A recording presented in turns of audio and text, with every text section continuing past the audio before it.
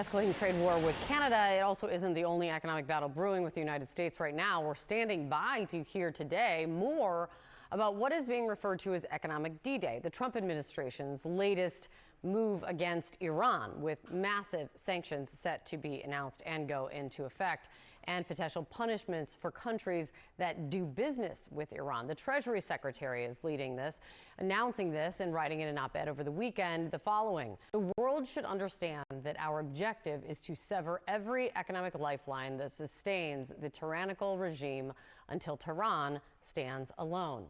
Joining me right now is Democratic Congressman Mike Quigley of Illinois. He sits on Appropriations and the Intelligence Committees. He's also running for mayor of Chicago. It's good to see you, Congressman. Economic D-Day, the single greatest financial offensive ever marshaled against an adversary, Scott Bessent says. What do you think this means? Well, first, don't you start with that tactic instead of going to military conflict right away? Under the Obama administration, he introduced, and I supported these sanctions on Iran, which forced them to the table, and we passed JCPOA. Iran was in compliance and not moving forward to a nuclear program. Trump removed us from that and then began the military engagement in this term. Now he's back to where we started. So look, we've spent $90 billion. We've lost American service members' lives. We've dramatically reduced our military readiness because of this. And now we're back to probably where he should have started. Do you think this has a better shot of getting Iran to the table than what we've seen with military action, though? Look, I'd like to think so. I'm always for non-military actions and diplomacy.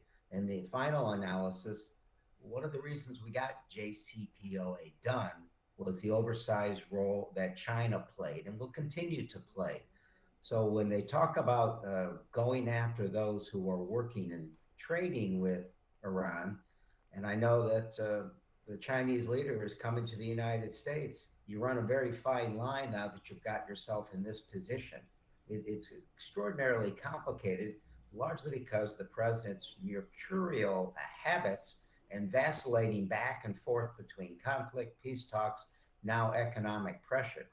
Set yourself on one of these paths and be consistent so the rest of the world can at least understand what we're trying to do. China here, likely a linchpin. Also, timing here, fascinating. I mean, because one of the countries that's likely to be targeted would be China. Xi Jinping, as you mentioned, set to be in Washington 1 month from today to meet with President Trump, a meeting that President Trump has been highly anticipating for quite some time, which makes me wonder, what does this announcement coming today do to that? Like, do you believe that the United States is going to go after China just as Xi Jinping is about to sit down with the president? Well, we haven't heard the details that's coming in this press conference, but the fact of the matter is 80% of their oil is coming from Iran. They're the ones funding Iran in this effort. So if it's going to work, it's going to involve some negotiation, some discussion, some involvement or impact on China. So it's not as if we have any choice. We put ourselves in a situation where this is it. This is the last thing they can do. The regime has clearly become entrenched. They've adapted to this war.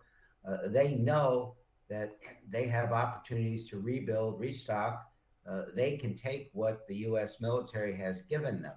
It's a very, very difficult position. The fact is we got into it without a plan. The fact that we don't have a way out shouldn't be a surprise to anyone. Trade talks between the United States and Canada have now broken down. Mark Carney says that Canada is under attack and at war with the United States. This is a big trading partner for your state. Where does this go now? Yeah, look, it's a quarter of Illinois exports go to Canada. It's actually critical to supply chains. It's a different world when I go to these business chambers of commerce throughout Illinois, throughout my district, and they're talking about the war in Iran. They're talking about foreign policy, our immigration, our trade, our tariffs. They told me to every single business that between the ICE raids and tariffs and trade problems, this has been tougher on them than COVID. And when the president says that we don't need Canada, he's clearly not understanding the situation. For Illinois farmers, we need fertilizer. Canada's the largest producer of potash, which is a critical element there. We need their plywood because we can't produce enough.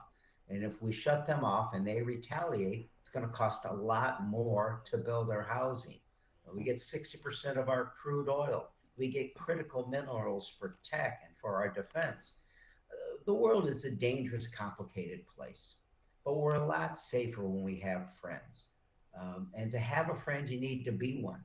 If we can't even get along with Canada, the low hanging fruit here, who can we get along with? You know, nations that isolate themselves like we are doing right now are less economically prosperous and they're less safe.